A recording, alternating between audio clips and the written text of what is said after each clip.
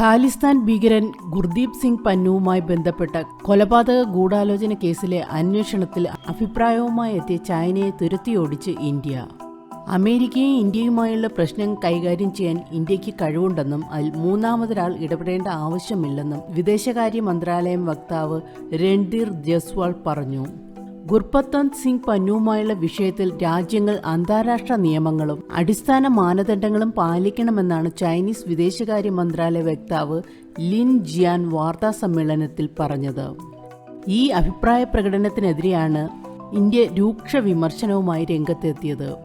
വിദേശകാര്യ മന്ത്രാലയം വക്താവ് രൺധീർ ജയ്സ്വാൾ അറിയിച്ചത്, കഴിഞ്ഞ ദിവസം ഇന്ത്യക്കും അമേരിക്കയ്ക്കും ഇടയിലുള്ള വിഷയത്തിൽ ചൈന നടത്തിയ പ്രതികരണം ശ്രദ്ധിച്ചു.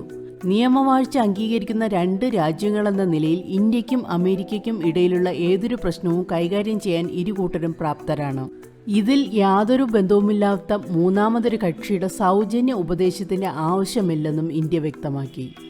ഗുർപത്വന്ത് സിംഗ് പന്നുവിനെ കൊലപ്പെടുത്താൻ ഇന്ത്യക്കാരനായ വ്യക്തി ശ്രമിച്ചുവെന്നാണ് കേസ്.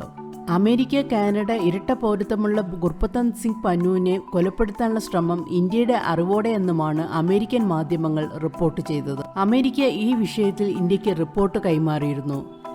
റിപ്പോർട്ട് അന്വേഷിക്കുന്നതിനായി ഇന്ത്യ ഉന്നതതല സംഘത്തിനെ രൂപീകരിക്കുകയും ചെയ്തിരുന്നു.